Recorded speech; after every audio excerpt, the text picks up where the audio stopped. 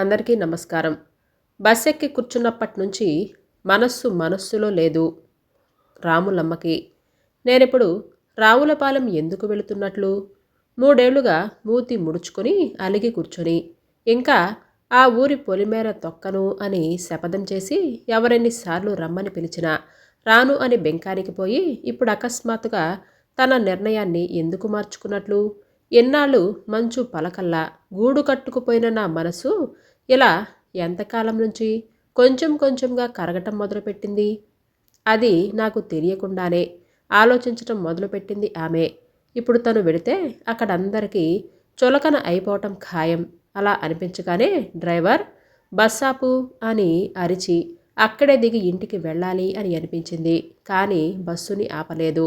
ఆవేశం మనసులో నుంచి బయటికి వచ్చింది అని అనుకుందే కానీ బయటికి రాలేదు. బస్సు తన మానాన తను పోతూనే ఉంది. తన సీట్లో నుంచి కదలక మెదలక రాయిలా అలాగే కూర్చొని ఉండిపోయింది. ఈ డోలాయమాన పరిస్థితి తనలో ఎప్పటినుంచి మొదలైంది? అల్లుడు ఉపేంద్ర ఉత్తరాల మీద ఉత్తరాలు రాస్తూ ఫోన్ల మీద ఫోన్లు చేస్తూ, అత్తయ్య ఒకసారి మీరు రావులపాలెం రండి, దూరంగా ఉంటే అలా దూరాలు పెరుగుతూనే ఉంటాయి, మీ మనవరాలు కోసమైనా ఒక్కసారి వచ్చి వెళ్ళండి అని అదే పనిగా ప్రాధేయపడుతూ ఉత్తరం రాశాడు. దూరాలు పెంచింది ఎవరు? నేనా అతనా? నా కూతురు చనిపోయిన సంవత్సరానికే మళ్ళీ పెళ్లి చేసుకొని నాకు ఆ ఊరికి ఆ ఇంటికి సంబంధాలు తెగిపోయేలా చేశాడు. మనవరాలిని సవతి తల్లి పాలు చేయకుండా నా నా దగ్గర నాతో పాటే ఉంటుంది అని అన్నా నాకివ్వకుండా తన రెండో భార్యకే దాని ఆలనా పాలన అప్పజెప్పాడు. ఇంతకు ముందులా రాకపోకలు ఉండాలత్తయ్య అని అంటే తనేమైనా నంగనాచిని అనుకుంటున్నాడా? తన కూతురే పోయిన తర్వాత తన మనవరాలి కోసమంటూ గుమ్మం ఎలా తొక్కగలదు? అది కూడా అతను మరొక భార్యతో ఉండగానా? అయినా తన కూతురు సరస్వతి పోయిన తర్వాత ఆ ఇంటితో తనకి ఏ సంబంధం ఉందని వెళుతుంది? బంగారు బొమ్మలా ఉండే తన కూతురు తిరిగిన ఇంట్లో ఎవరో జ్యేష్ఠాదేవి లాంటి ఒక దరిద్రపు మొహంది తిరుగుతూ ఉంటే తనని చూసి ఆ ఇంట్లో ఆమె ఎలా తట్టుకోగలదు? అమ్మా అని ఆప్యాయంగా పిలుస్తూ ఉండేది తన సరస్వతి. తనను అక్కడ ఉన్నన్ని రోజులు ఎంత ఆప్యాయంగానో చూసుకునేది. క్షణం కూడా వదిలిపెట్టేది కాదు. తలుచుకుంటూ ఉంటే కళ్ళమ్మట నీళ్లు గిర్రున తిరిగాయి కాంతమ్మకు. అమ్మా, నీ చేతి కంది పచ్చడి తిని చాలా రోజులైందే. పప్పుచారు నువ్వు పెట్టినట్లు ఎవ్వరూ పెట్టరు. మీ అల్లుడు గారికి నువ్వు చేసే బొబ్బట్లంటే ఎంత ఇష్టమో తెలుసా? నువ్వలా చెయ్యవేంటి అని అంటూ ఉంటారు. నువ్వు వచ్చినప్పుడల్లా వంట పని తనకు అప్పచెప్పి పనులన్నీ తనే చేసేది. తను వండి వడ్డించినవి అన్నీ వారు ఇష్టంగా తినేవారు. సాయంత్రం వేళలో సన్నజాజి పందిరి కింద రాతి చెప్టా మీద తను కాళ్ళు చాపి కూర్చోవటమే ఆలస్యం. కాళ్ల మీద వచ్చి పడుకునేది. తన తల వెంట్రుకలలో వేళ్లు దుర్చి అలా అంటూ ఉంటుంటే, ఆహా అమ్మా, ఇలా పడుకుంటే ఎంత హాయిగా ఉందో అని అనేది. ఇంకా చిన్నపిల్లవా? ఎవరైనా చూస్తే నవ్వుతారు అని అంటే నవ్వని నాకేంటి సిగ్గు? ఇప్పుడే కాదు, 60 ఏళ్ల ముసలమ్మనైనా సరే నీ ఒళ్ళో అలా తల పెట్టుకొని పడుకుంటాను. అప్పుడు దాకా నేనుండొద్దు అని నవ్వింది. కానీ అదే తనకన్నా ముందే 25 ఏళ్లకే 100 ఏళ్లు నిండి ఈ లోకం నుంచి వెళ్ళిపోతుంది అని నేను అప్పుడు అనుకోలేదు. విధి బలీయం. ఎవరికి ఎలా రాసి పెట్టుంటే అలా జరగక మానదు. కూతురు సరస్వతి తొలిచూలు గర్భం దాల్చిందని ఆనందాన్ని పట్టలేక అరిసెలు సలిమిడి చక్కిలాలు అన్నీ చేసుకుని బస్సెక్కింది ఆ రోజు. వేవులతో సతమతమవుతున్న కూతురు కోసం పుల్లటి పచ్చళ్ళు, పుల్లటి మామిడికాయలు కూడా బ్యాగ్లో సర్దుకుంది. 3 నెలలు అక్కడే ఉండి చూలింతను కాలు కింద పెట్టనివ్వకుండా అతి గారాబంగా సపర్యలు చేసింది. అది చూసి అల్లుడు ఉపేంద్ర, అత్తయ్య గారు, మీ కూతుర్ని మీరు చాలా గారాబం చేస్తున్నారు. అలా కాలు కింద పెట్టనివ్వకపోతే కానుపు కష్టమవుతుంది అని అన్నాడు. తన భుజాన్ని ఆసరా ఇచ్చి మెల్లగా నడిపించేవాడు. తన కోసం రోజు మార్కెట్కి వెళ్ళి పళ్ళు తెచ్చి స్వయంగా రసం తీసి తాగించేవాడు. పాలు సహించటం లేదు అని అన్నా గర్భిణీలు పాలు తాగాలి అని అందులో కుంకుమ పువ్వు వేసి మరీ ఇచ్చేవాడు. ఏ మాట కామాటే చెప్పుకోవాలి. ఉపేంద్రకు సరస్వతి అంటే విపరీతమైన ప్రేమ ఉండేది. పువ్వుల్లో పెట్టుకుని చూసుకునేవాడు. దాని అరికాళ్లకు ముళ్ళు గుచ్చుకుంటే విలవిలలాడేవాడు. అలాంటి వాడికి ఏమైందో ఏమో, భార్య చనిపోయిన సంవత్సరానికే రెండో పెళ్లి చేసుకున్నాడు. ఆలోచిస్తూ ఉంటే ఒళ్ళు మండిపోతుంది కాంతమ్మకు. అంత త్వరగా బంధాలను అలా ఎలా మర్చిపోతారో మనుషులు, చాలా ఆశ్చర్యం కలిగింది. మళ్ళీ గతంలోకి వెళ్ళింది కాంతమ్మ మనసు. సరస్వతికి నెలలు నిండాక పురిటికి ఇంటికి పంపించమని అడిగింది. కానీ భార్యను వదిలి ఉండలేను అని ఉపేంద్ర అత్తగారిని వారింటికే రమ్మన్నాడు. అన్నీ సర్దుకొని వచ్చి అక్కడే ఉంటూ నిండు నెలల కూతుర్ని అపురూపంగా చూసుకుంది కాంతమ్మ. సరస్వతి ఎప్పట్లాగే తల్లి దగ్గర గారం పోతూ ఉండేది. అమ్మా, నాకు కూతురే పుట్టాలి, అది నీ ఆలనలో పెరగాలి, నీ మంచితనం మొత్తం పుణికి పుచ్చుకోవాలి అని అనేది. అలా మాట్లాడటం నచ్చని కాంతమ్మ, నీ కూతుర్ని నేనెందుకు పెంచాలి, తల్లివైన నువ్వే పెంచుకోవాలి, అది నీ బాధ్యత అని అంది తమాషాగా. అలా అన్న 4 రోజులకే కానుపు కష్టమై సమయానికి సరైన వైద్యం లభించక బిడ్డని కని కన్ను మూసింది సరస్వతి. ఆ విషాదాన్ని చూసి గుండె బద్దలయ్యేలా ఏడ్చింది కాంతమ్మ. భార్యను చూసి, పిచ్చివాడిలా ఏడుస్తున్న అల్లుడిని చూసి బాధతో విలవిలలాడిపోయింది. కొంతకాలం అక్కడే ఉండి తర్వాత తన ఇంటికి వస్తూ మనవరాలిని తనతో పాటు పంపించమని అడిగింది. క్షమించండి అత్తయ్య గారు, ఆ చంటిదాన్ని చూస్తుంటే సరస్వతిని చూసినట్లుగానే అనిపిస్తుంది. పాప లేకుండా నేను బతకలేను. అయినా తనని పెంచవలసిన బాధ్యత ఇప్పుడు నాకుంది. ఈ వయసులో మీరు ఆ బాధ్యతను తలకెత్తుకోవటం నాకిష్టం లేదు. మీరిక్కడ ఉంటారంటే అది నా అదృష్టంగా భావిస్తాను అని అన్నాడు.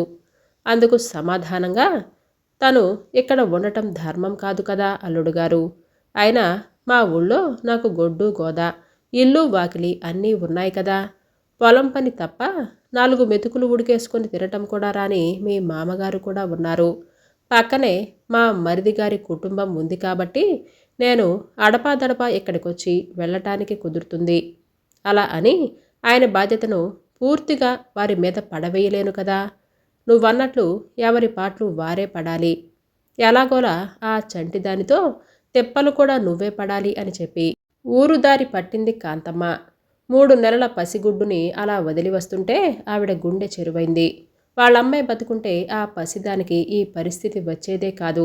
వెనక్కి తిరిగి చూస్తూ వెళ్ళలేక వెళ్ళినట్లుగా వెళ్ళింది. అలా వెళ్ళిన ఆమె మరలా 3 సంవత్సరాలకు రావులపాలెంలో అడుగుపెట్టబోతుంది. అది కూడా అయిష్టంగా, కోపంగా. తన కూతురు అర్ధాంతరంగా వెళ్ళిపోయిన వెంటనే తన కూతురు స్థానాన్ని మరొక స్త్రీకి ఇచ్చేశాడు అని ఆమెలో అసహనం, కోపం నిండుగా ఉన్నాయి. తన పెంపకాన్ని వద్దని తన మనవరాలి ఆలనాపాలన తన సవతి తల్లికి అప్పజెప్పాడు అని ఉక్రోషం, బాధ తన మనస్సులో ఉన్నాయి. ఇప్పుడైనా ఆమె రాకపోయేది. అల్లుడు ఒకటే బలవంతం చేసి మీరు రాకుంటే నా మీదొట్టే అని ఒట్టు పెట్టుకోకపోతే కడుపున పుట్టిన బిడ్డలే తల్లిదండ్రులను దరిచేరనీయకుండా చేస్తున్నటువంటి ఈ రోజులో తన అల్లుడైన ఉపేంద్ర తన రాక కోసం అంత ఇష్టాన్ని ఎందుకు చూపిస్తున్నాడో ఏంటో అన్న ఆలోచన ఇంటి నుంచి కాంతమ్మను కదిలేలా చేసింది. అదీకాక ఇప్పుడు 3 ఏళ్లైన మనవరాలు శైలజ ఎలా ఉందో చూడాలి అనే కోరిక అంతర్గతంగా ఉండటం కూడా ఆ ప్రయాణానికి ఒక కారణమే. శైలజ అచ్చం వాళ్ళమ్మలా ఉంటుందని ఉపేంద్ర ఫోన్లో పదే పదే చెప్పి ఆమెను ప్రయాణానికి మరింత తొందర పెట్టాడు. బస్సు రావులపాలెంలో ఆగింది. చకచక బస్సెక్కి లోపలికి వచ్చాడు. అతను కొద్దిగా బొద్దుగా, ఆరోగ్యంగా కనిపిస్తున్నాడు. ఆనందంగా కూడా ఉన్నట్లు అనిపించినా అల్లుడి వంక ఓసారి చూసి చూపు తిప్పుకుంది కాంతమ్మ. బాగున్నారా అత్తయ్య అని నవ్వుతూ పలకరించిన అతనికి ఊ అని పొడిగా సమాధానం చెప్పింది. బ్యాగ్ తీసుకొని అతను బస్సు దిగి ఆటో మాట్లాడాడు. కాంతమ్మ ఎక్కి కూర్చున్నాకే తను కూడా ఆటోలో కూర్చున్నాడు. దారి పొడుగున మౌనంగానే ఉన్న అత్తగారిని చూస్తూ నా మీద కోపం పోలేదా అత్తయ్య అని అన్నాడు. నాకెందుకు కోపం, ఎవరిష్టం వారిది, ఎవరి జీవితాలు వారివి అని అంది నిష్ఠూరంగా. కాసేపు ఆవిడను పలకరించకుండా ఉంటేనే మంచిది అని తను కూడా మౌనంగా ఉండిపోయాడు. గేటు ముందు ఆటో ఆగింది. మెట్లెక్కుతూ ఉంటే కాంతమ్మ కళ్ళు ఒక్కసారిగా చెమర్చాయి. నా కూతురు లేని ఇంటికి వస్తున్నాను, ఇంకా ఇక్కడ నాకేదో బంధుత్వం మిగిలి ఉన్నట్లుగా అని అనుకుంటూ పైట కొంగుతో ఆమె కళ్ళద్దుకుంది. గుమ్మం ఎదురుగా గోడకి సరస్వతి నిలువెత్తు ఫోటో కుంకుమ బొట్టుతో పెద్ద దండ వేలాడుతూ కనిపించింది. ఇంతలో అక్కడున్న తన ఒక్కగానొక్క బంధాన్ని గుర్తు చేస్తున్నట్లుగా ముద్దుగా ఉన్న 3 ఏళ్ల మనవరాలు శైలజ అమ్మమ్మ అని అంటూ పరుగున వచ్చి కాళ్లకు చుట్టేసుకుంది. ఒక్కసారిగా ఉద్వేగానికి గురైంది కాంతమ్మ. ఓ నువ్వా నా బంగారు కొండ అని అంటూ పాపను అమాంతంగా చంకకెత్తుకుంది. దాని ముఖాన్ని ఒకసారి పరిశీలనగా చూసింది. చిన్నప్పుడు సరస్వతి ఎలా ఉందో అచ్చం అలాగే ఉంది. అవే కళ్ళు, అదే కోటేరు ముక్కు, అదే పసిమి. తన కూతురు మళ్ళీ బతికి వచ్చినట్లుగా అనిపించి భావోద్వేగంతో గుండెలకు హత్తుకుంది. మనవరాలిని ఊహ తెలియని వయసులో నెల పిల్లగా ఉన్నప్పుడు చూసింది. ఎవరో నేనే అమ్మమ్మ అని దానికి ముందుగానే చెప్పినట్లుగా ఉన్నారు అని అనుకుంది కాంతమ్మ. అమ్మా కాళ్ళు కడుక్కుందురు గాని రండి అని ఎత్తడి చెంబును చేత్తో పట్టుకొని గుమ్మం ముందు చిరునవ్వుతో నిలబడ్డ ఆ యువతిపైన నిరసనగా అయినా పరిశీలనగా చూసింది కాంతమ్మ. చామన ఛాయ వంటి రంగు, ముఖం మీద చిరునవ్వు, నుదుటి మీద పెద్ద కుంకుమ బొట్టు, మెడలో నల్లపూసలు, నూలు చీరలో బక్క పలచగా ఉన్న ఆమె ఉపేంద్ర రెండో భార్య. తన కూతురు స్థానంలో వచ్చి ఆ ఇంట తిష్టవేసిన ఆ ఇంటి ఇల్లాలు అని తెలుసుకుంది కాంతమ్మ. నాకు మర్యాదలు ఎందుకులే అని అంటూ లోపలికి వెళ్ళబోతుంటే, అమ్మా మీ కాళ్ళు నేను కడుగుతాను, మీ చీర కుచ్చులను కొంచెం పైకి పెట్టుకోండి అని అంది. ఈ అతి మర్యాదలు నటనా అని తనలో తానే అనుకుంటూ ఉండగా వెనక నుంచి ఉపేంద్ర నవ్వుతూ, అత్తయ్య తను మారుమూల పల్లెటూరు నుంచి వచ్చిన అమ్మాయి. చిన్నప్పుడు వాళ్ళమ్మ నేర్పించిన అతిథి మర్యాదలు అన్నీ మనింటికి వచ్చిన అతిథుల మీద చూపిస్తూ ఉంటుంది. భరించక తప్పదు మీరు అని అన్నాడు. అయిష్టంగానే కాళ్ళు కడిగించుకొని లోపలికి వెళ్ళింది కాంతమ్మ. తన చిన్నప్పుడు కూడా ఇలాంటి మర్యాదలుండేవి. కాలాన్ని బట్టి అవన్నీ మారిపోయాయి. ఆ అమ్మాయి పెద్ద అందంగా లేకపోయినా మంచి కళ ఉంది. చీర కట్టు బొట్టులో పద్ధతిగా ఉంది.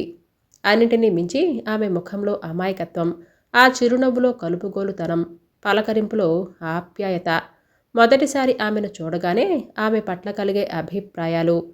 ఇంతలో అమ్మా అని పిలిచిందా అమ్మాయి. మాటిమాటికి అమ్మ అని పిలుస్తుందేంటి ఒళ్ళు మండేలా? తనను అమ్మ అని పిలిచినంత మాత్రాన తను నా కూతురైపోతుందా? అన్నీ వేషాలు, ఎవడికి తెలియవివి? కాకా పట్టి నన్ను తన వైపుకు తిప్పుకోవాలి అని చూస్తుంది. నేనంత తొందరగా పడే మనిషిని కాదు అని మనసులోనే కాంతమ్మ అనుకుంటున్నా ఆ మాటలన్నీ ఆమెలోని ఏ శరీర భాషో ఎదుట వ్యక్తికి చేరేసిందప్పుడే. అమ్మా కూర్చోండి, నేను మిమ్మల్ని పెద్దమ్మ అని పిలవకుండా అమ్మ అని పిలుస్తున్నందుకు ఏమీ అనుకోకండి. మా అమ్మ చనిపోయినప్పటి నుంచి పెద్దవాళ్ళు ఎవరు కనిపించినా అమ్మ అని పిలవటం నాకు అలవాటైపోయింది. కాఫీ తీసుకోండమ్మా అని కాఫీ గ్లాస్ అందిస్తూ అందామే. నీకు తల్లి లేదా అని అప్రయత్నంగానే ఆ మాట కాంతమ్మ నోటి వెంట వచ్చింది. ఆమెకు తెలియకుండానే జాలి కూడా చోటు చేసుకుంది. లేదు, 5 ఏళ్లయింది పోయి. అదేదో మాయదారి విషజ్వరమట వచ్చి మా అమ్మని మింగేసి వెళ్ళింది అని అంది.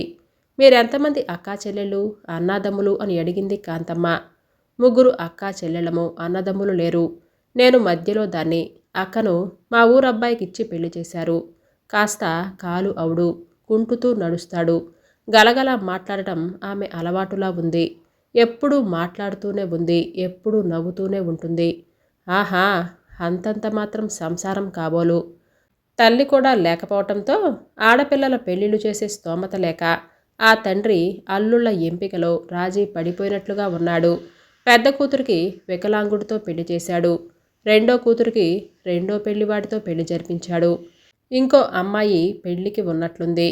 ఆడపిల్లల జీవితంలో ఇలా కూడా జరుగుతుందా అని అనుకుంటూ, ఇలా ఏంటి, జీవితం అన్న తర్వాత ఎవరి విషయంలోనైనా ఎలా అయినా జరగొచ్చు కదా. మనం నడిచినట్లు కాకుండా అది నడిపేటట్లే ఉంటేనే కదా జీవితం అని అంటే అనుకుంది కాంతమ్మ గత అనుభవాలతో. అమ్మా నా పేరు చెప్పలేదు కదూ మీకు? నా పేరు శ్రీలక్ష్మి. మీరు నన్ను లక్ష్మి అని పిలవచ్చు అని ఆ అమ్మాయి అనగానే, నిన్ను పిలవాల్సిన అవసరం నాకేంటి, నువ్వేమన్నా నా కూతురువా అని కాంతమ్మ మనసులోనే అనుకుంది. మళ్ళీ అంతలోనే నిరసన స్వరం వినిపించింది. నన్ను మీ కూతురే అనుకోండమ్మా. సరస్వతక్క అంటే నాకు దేవత లాంటిది. పొద్దున్నే నేను నిద్రలేవగానే ఆ ఫోటోకి దండం పెట్టందే ఏ పని చేయను. అక్క నాకిద్దరు పిల్లల్ని అప్పచెప్పి వెళ్ళింది. ఆయన శైలు నాకు ఇద్దరు పిల్లలు అని అంటూ ఉండగానే ఎంతలో నిద్రలేచి అమ్మా అని అంటూ కళ్ళు నలుపుకుంటూ వస్తున్న శైలజను చూసి, ఓ నాన్నలు కన్నలు అప్పుడే నిద్రలేచారా కన్నా, ఆకలేస్తుందా అని అంటూ వంటింట్లోకి తీసుకుని వెళ్ళిపోయింది శ్రీలక్ష్మి. అదంతా నిజమా లేక కళ అని అన్నట్లు ఆ దృశ్యాన్ని ఆశ్చర్యంగా చూస్తూ ఉండిపోయింది కాంతమ్మ. నన్నేమో అమ్మా అని పిలుస్తుంది, సవతి కూతురుతో తనని అమ్మా అని పిలిపించుకుంటుంది. ఎంత మంచి మనసు ఈ అమ్మాయిది. ఈ అమ్మాయి ప్రతి మాట, ప్రతి శరీర కదలిక, ప్రతి చర్యలో ఎంతటి స్వచ్ఛత గూడు కట్టుకొని పోయింది. తన పరా భేదాలే కనిపించకుండా లేదని బోలెడు ఆశ్చర్యానికి గురైంది కాంతమ్మ. మనుషుల గురించి, మనస్సుల గురించి అంతవరకు తనకు తెలిసింది చాలా తక్కువేమో అని మొదటిసారిగా అనిపించింది. సన్నజాజి పందిరి కింద కూర్చొని తన కూతుర్ని తలుచుకుంటూ కళ్ళనీళ్లు పెట్టుకుంటున్న అత్తగారిని చూశాడు ఉపేంద్ర. ఠక్కున ఒక్కసారిగా ఆగిపోయాడు. ఎన్నేళ్లు గడిచినా ఆ కడుపు కోతను భరించటం కష్టం. అత్తయ్యగారు, ఇంటికొచ్చినప్పటి నుంచి సరస్వతి జ్ఞాపకాలతో సతమతమైపోతున్నట్లుగా ఉన్నారు. ఎప్పుడు ఆ అరుగు మీద కూర్చొని వాళ్ళిద్దరూ కబుర్లు చెప్పుకునేవారు. ఒకప్పుడైతే సరస్వతి పక్కనే ఉండేది, ఇప్పుడు తను లేదు. అలా అత్తగారిని చూడగానే ఉపేంద్ర మనస్సు అకలా వికలమైపోయింది. ఆవిడకు దగ్గరగా వెళ్ళి, అత్తయ్యగారు మీరేమీ బాధపడకండి, ఎంతేడ్చినా పోయిన సరస్వతి తిరిగి రాదు కదా. మనవరాలు శైలజలో మీ కూతుర్ని చూసుకొని మిమ్మల్ని మీరు ఓదార్చుకోండి అని చెప్పాడు. ఆ గొంతు వినగానే ఒక్కసారిగా ఉలిక్కిపడింది కాంతమ్మ. అంతలోనే తేరుకొని, నాది తల్లి మనసు కదా, నేను బతుకున్నన్నాళ్ళు సరస్వతిని మర్చిపోలేను అని అంది. ఆ మాటల్లోని అర్థం ఉపేంద్ర మనసును పట్టి ఊపినట్లుగా అయింది. నేను ఇంకొక పెళ్లి చేసుకున్నంత మాత్రాన సరస్వతిని నేను మర్చిపోయాను అని మీరు అనుకుంటున్నారా అత్తయ్య? సరస్వతి చనిపోయినా ఆమె స్థానం ఆమెకు ఎప్పుడూ ఉంటుంది. గుమ్మం ముందు గోడకు తగిలించిన సరస్వతి నిలువెత్తు ఫోటో చూస్తూ ఉంటే ఆమె ఆ ఇంట్లో తిరుగుతున్నట్లుగానే అనిపిస్తుంది. చనిపోయింది అన్న మాటను నా మనస్సు ఇప్పటికీ అంగీకరించలేదు. ఇక నేను శ్రీలక్ష్మిని పెళ్లి చేసుకోవటానికి కూడా కారణం అప్పటి పరిస్థితులే. పెద్ద వయసులో మీ మీద శైలజ బాధ్యతను పెట్టడం ఇష్టం లేక నేనే దాని పోషణాభారాన్ని తీసుకుందాము అని అనుకున్నాను. కానీ కార్యరూపణలో అది సాధ్యం కాదు అని తెలిసింది. అన్ని పనులు తనే స్వయంగా చూసుకుంటూ నన్నొక పనిముట్టనివ్వని సరస్వతి ఇల్లాలితనం నన్నేమి చేతకానివాడిగా తయారు చేసింది అని ఆమె పోయిన తర్వాతే నాకు అర్థమైంది. 4 మెతుకులు ఉడకేసుకోవటం కూడా రానివాడిని. పిల్ల పోషణను ఏం చేయగలను అని అనిపించింది. సరిగ్గా అదే సమయంలో పెళ్లి చేసుకోమని బంధువర్గం నుంచి, మిత్రవర్గం నుంచి సలహాలు కూడా ప్రారంభమయ్యాయి. సరస్వతి పోయిన తర్వాత బావురుమంటూ బోసిపోయిన ఇల్లు, ఒంటరితనం నన్ను భయపెట్టడం మొదలుపెట్టాయి. తోడుగా ఒక మనిషి లేకుండా ఈ ఇంట్లో ఉండటం దినదిన గండంగా, దుర్భరంగా అనిపించింది. ఇంతలో దూరపు బంధువు ఒక ఆయన మా ఇంటికొచ్చి, మా ఊళ్ళో శ్రీలక్ష్మి అనే ఒక అమ్మాయి పెళ్ళికుంది. పాపం తల్లి లేని పిల్ల. వాళ్ళ నాన్న పిల్లల పెళ్ళిళ్ళు చేయటానికి డబ్బులు లేక నానా అవస్థలు పడుతున్నాడు. ఇలా నీ గురించి చెప్తే కనుక్కోమన్నాడు అని అన్నాడు. దానికి నేను వాళ్ళ పేదరికాన్ని అలుసుగా తీసుకొని నా ప్రయోజనాన్ని నేను చూసుకోలేను కదా. అదీ కాక నా కూతుర్ని నేను సవతి తల్లికి అప్పజెప్పలేను అని అన్నాను. దానికైనా ఆ అమ్మాయిని నేను చిన్నప్పటి నుంచి చూస్తున్నాను. అమాయకత్వంతో, సహజత్వంతో చాలా చూడముచ్చటగా ఉంటుంది. అంత మంచి మనసు ఉన్న పిల్ల నీ కూతుర్ని తన సొంత కూతురుగా చూసుకుంటుందని నేను గ్యారంటీ ఇస్తాను అని ఆ అమ్మాయిని ఒకసారి చూద్దువు కానని తనతో పాటు బలవంతంగా తీసుకుని వెళ్ళాడు. అక్కడికి వెళ్ళి ఆ అమ్మాయిని చూసి ఆమెతో మాట్లాడి నా పరిస్థితిని మొత్తం చెప్పాను. ముద్దబంతి పువ్వు లాంటి సహజమైన ఆ పల్లెపడుచు కల్లా కపటం తెలియని ఆమె మాటల్ని చూసి ఆ మధ్యవర్తి చెప్పిన మాటలు నిజమే అని అనిపించాయి. ఆ తర్వాత ఎలాంటి ఆర్భాటాలు లేకుండా గుళ్ళో శ్రీలక్ష్మిని పెళ్లి చేసుకున్నాను. భార్యగా నాకొక బంధం ఏర్పడింది. ఏ స్త్రీ అయినా వచ్చి ఒక పురుషుడింట్లో ఎందుకుంటుంది? అతని బిడ్డ ఆలనా పాలన ఎందుకు చూసుకుంటుంది? ఒకవేళ ఏ స్త్రీ అయినా తప్పనిసరి పరిస్థితుల్లో ఒప్పుకున్నా సరే లోకం వారికి అక్రమ సంబంధం అంటగట్టి నిందలు వేయదా? అందుకే బాగా ఆలోచించిన తర్వాతే, తర్జన భర్జనలు పడిన తర్వాతే నేను ఈ నిర్ణయానికి వచ్చాను. నా నిర్ణయం మిమ్మల్ని బాధిస్తుంది అని తెలుసు. అయినా మరొక మార్గం కనిపించలేదు. కాలమే కొన్ని సమస్యలకు పరిష్కారం చూపిస్తుంది అనే ధైర్యంతో ఇన్నాళ్ళు ఉన్నాను. దయచేసి నన్ను అర్థం చేసుకోండి అత్తయ్య. నా జీవితంలో భార్య వియోగం అనే దుర్ఘటన జరగటం ఎంత ఊహించనిదో, ద్వితీయ వివాహం కూడా అంతే ఊహించనిది. నా జీవితం నేను అనుకున్నట్లుగా కాక విధాత విధిలిఖితం ప్రకారం ఇలా జరిగింది. ఉపేంద్ర గద్గద స్వరంతో అలా అనగానే కాంతమ్మ మనస్సు చెరువైంది. ఎన్నాళ్ళు కన్నబిడ్డ పోయింది అనే బాధలోనే ఉన్నాను తప్ప కట్టుకున్న భార్య పోయింది. అతని మానసిక పరిస్థితి గురించి, దుఃఖాన్ని గురించి నేను ఆలోచించలేకపోయాను.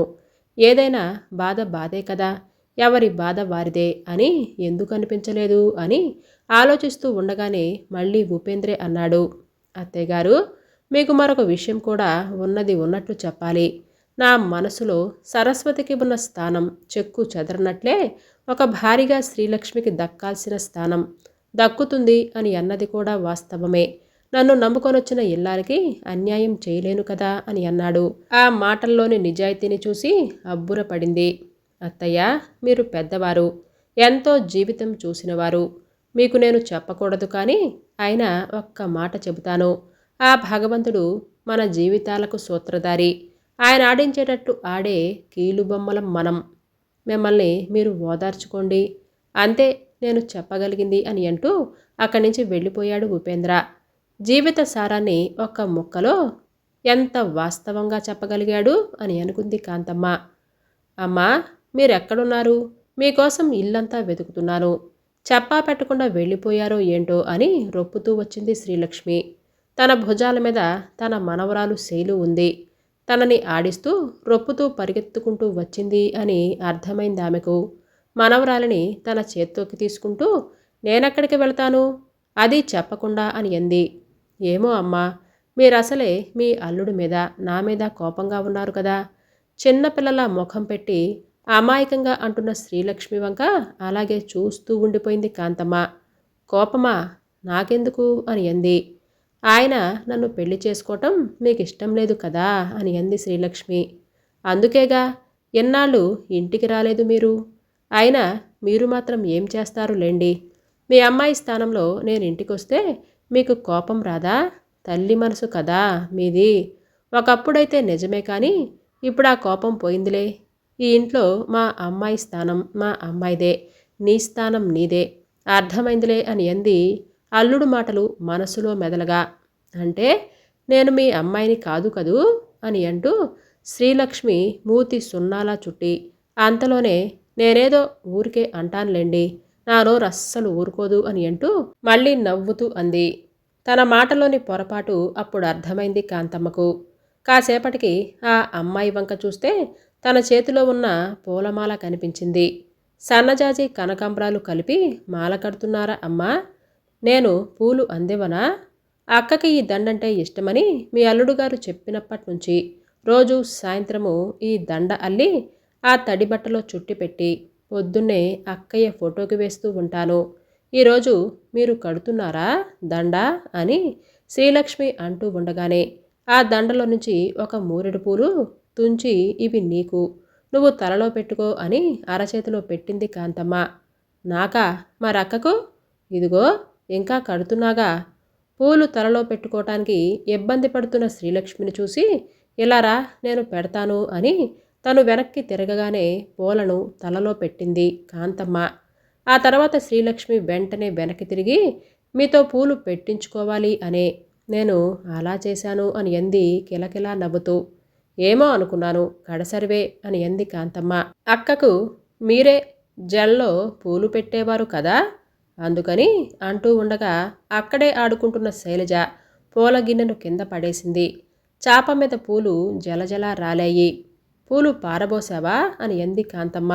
అమ్మా, ఈ మధ్య శైలు చాలా అల్లరి చేస్తుంది. అన్నం తినటానికి పేచీ పెడుతుంది. పాలు తాగటానికి పరుగులు పెట్టిస్తుంది. ఉన్న వస్తువు ఉన్న చోట ఉండనివ్వదు. ఇల్లంతా చిందర వందర చేస్తుంది. బొత్తిగా భయం లేదు పిల్లకు అని అంది. శ్రీలక్ష్మి కోపంగానే అన్నా నవ్వుతూ అంది.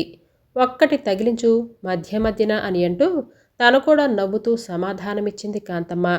చేతులు రావమ్మా కొట్టటానికి. ఎప్పటిదాకా ఎక్కడే ఉంది కదా, ఏదిది అని అంటూ కాసేపటికే కంగారు పడిపోయింది శ్రీలక్ష్మి. ఆమె కళ్ళల్లో కనిపించే ఆందోళన భయాన్ని చూసి ఆశ్చర్యపోయింది కాంతమ్మ. అవును, ఏది? ఎప్పటిదాకా ఎక్కడే ఉంది కదా, అప్పుడే తూనెగల ఎక్కడికి ఎగిరిపోయింది అని అంటూ లేచి కంగారు పడింది కాంతమ్మ కూడా. ముందు శ్రీలక్ష్మి, ఆమె వెంట కాంతమ్మ ఇద్దరూ పాపని పిలుస్తూ వెతకటం మొదలుపెట్టారు. శైలు అని గట్టిగా పిలిచింది కాంతమ్మ. ఉన్నట్లుండి హుష్ అని అంది శ్రీలక్ష్మి. పిలవద్దు అని అన్నట్లుగా సైగ చేస్తూ. ఆమెలా ఎందుకంటుందో అర్థం కాక పక్కకు తిరిగి చూసింది కాంతమ్మ. పిల్లిలా అడుగులో అడుగు వేసుకుంటూ శబ్దం రాకుండా ముందుకు నడుస్తుంది శ్రీలక్ష్మి. ఆమె దృష్టి లక్ష్యానికి గురిపెట్టిన బాణంలా ఉంది. అదేమిటి అని అటువైపుగా చూస్తున్న కాంతమ్మ గుండె ఒక్కసారిగా బద్దలైంది. మనవరాలి శైలు వైపు ఒక తాచుపాము పడగ విప్పి ఉంది. కనురెప్ప వేయకుండా దానిని చిరునవ్వుతో చూస్తూ ఉంది పాప. అది విషసర్పము అని తెలియని తను ఒక బొమ్మను పట్టుకోవటానికి వంగినట్లు చెయ్యి చాపి కిందకి వంగుతుంది. ఇంతలో ఒక్క ఉదుటున ముందుకు పరిగెత్తి పామును మెడ దగ్గర పట్టుకుని విసురుగా అవతలకి విసిరేసింది శ్రీలక్ష్మి. ఆ తర్వాత శైలజని ఎత్తుకుని గుండెలకు హత్తుకొని బావురుమని ఏడ్చింది. అమ్మని వదిలిపెట్టి ఎక్కడికి వెళ్ళొద్దు అని చెప్పానా? దాని వీపున ఉద్వేగంతో కూడిన కోపంతో ఒక్క చరుపు చరిచింది. పెరట్లో పిచ్చి మొక్కలు బాగా మొలిచి అడవిలా తయారైంది.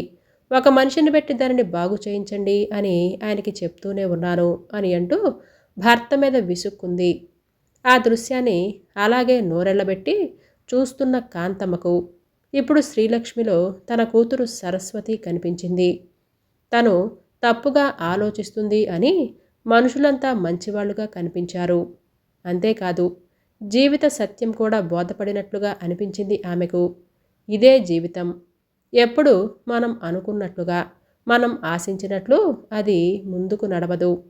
ఒకసారి జీవితంలో అనుకోని సంఘటనలు, అనుకోని పరిణామాలు జరుగుతాయి. విధికి తలవొగ్గక తప్పదు. అలాంటి పరిస్థితులలో శిథిలమైన జీవితాలను సాధ్యమైనంత వరకు మరమ్మతులు చేసుకోవటం, పునః నిర్మించుకోవటమో చేయాలి. కానీ దాన్ని మరింత శిథిలం కానివ్వకూడదు. ఎందుకంటే జీవితం చాలా విలువైనది కనుక. అప్పుడే ఇంటికొచ్చిన భర్తతో పెరట్లోకి పాము వచ్చిన సంగతి చెప్తూ అతనితో దెబ్బలాడుతుంది శ్రీలక్ష్మి. భార్య చేతిలో నుంచి కూతురు శైలజను ఎత్తుకుని ముద్దులు పెట్టుకుంటూ వెన్ను రాస్తున్నాడు తన మునివేళ్లతో ఉపేంద్ర. ఆ ముగ్గురిని అలా చూస్తూ ఉంటే ఆనందం వల్ల కలిగిన భావావేశంతో కళ్ళు చెమ్మగిల్లాయి కాంతమ్మకు. ఈ కథ మీకు నచ్చిందా అండి? అయితే లైక్ చేయటం, సబ్స్క్రైబ్ చేయటం, షేర్ చేయటం మర్చిపోవద్దు. రేపు సరికొత్త వీడియోతో మళ్ళీ మీ ముందుకు వస్తాను. అంతవరకు బాయ్.